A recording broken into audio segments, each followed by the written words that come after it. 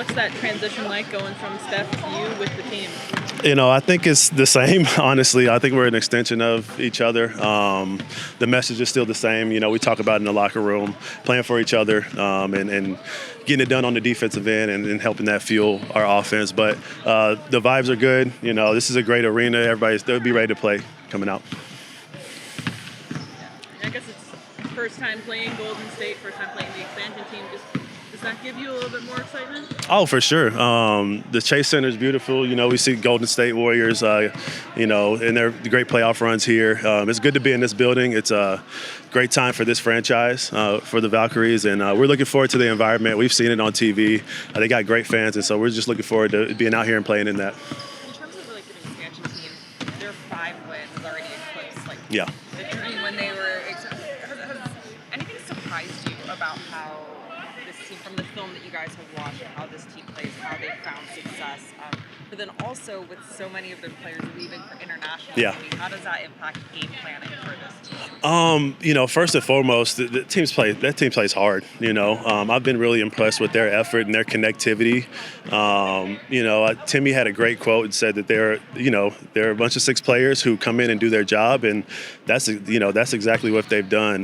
They do a great job of defending on the defensive end. They move the ball offensively, and with the new faces coming in, with the players out at Eurobasket, I think that we got to kind of lean on our principles a little bit more, and playing personnel. They'll do the same things offensively, but it really just comes down to us just taking care of us, I think. And but yeah, they're doing a great job this year. I've loved watching them play. Like on the West Coast, for the Falcons, and obviously you guys have a very similar environment. Does that kind of make things easier to kind of transition into? I think so. We play in a great arena at Gainbridge, and a lot of similarities in what we're seeing on TV, and the excitement. It gets loud in here. Our players love playing in that environment, and it'll be the tables will be turned and they'll be going against us. But we're looking forward to coming out here and having some fun. What steps have you seen this team take on the defensive end? Just having each other's back, that trust. Early in the year, we've been pretty good at the point of attack in our own ball screens. It's just that second and third rotation. So we've cleaned that up over the last few games, and we're flying around. We're getting deflections.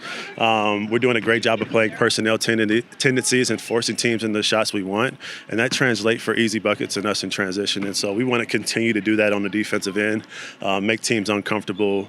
If they hit the shots that we want them taken, cool, get it out quick, and we'll run on the offensive end. But they're doing a great job being connected defensively. In the last 2 games, you had Liberty their first loss, dominant win over Connecticut. From your perspective, what jumps out to you about what worked really well in the last 2 games? Just our communication, honestly. That's kind of been a growth process for us as we get to know, each other. A lot of new faces, but the communication, the self-correcting on the court when they're seeing things, can't always do it in timeouts. They've got to be able to see it, self-correct on the fly, and we got a lot of great leadership, some young leadership, some veteran leadership, and so their communication and abilities to self-correct on the fly has been really good over the last couple games.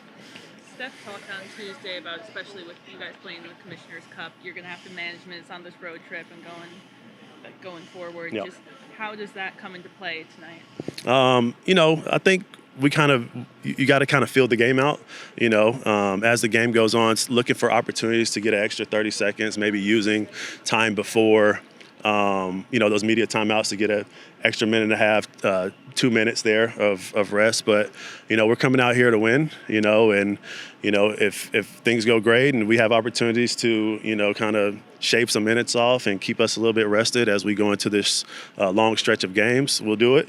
But it just comes down to just seeing how the game plays out and, really just going from there. How does it feel back in the area? Feels so good. Just being on the West Coast feels like home. Getting to go out, see some friends from Stanford. It just really feels great. So I'm really happy to be here. Really happy there's a team here.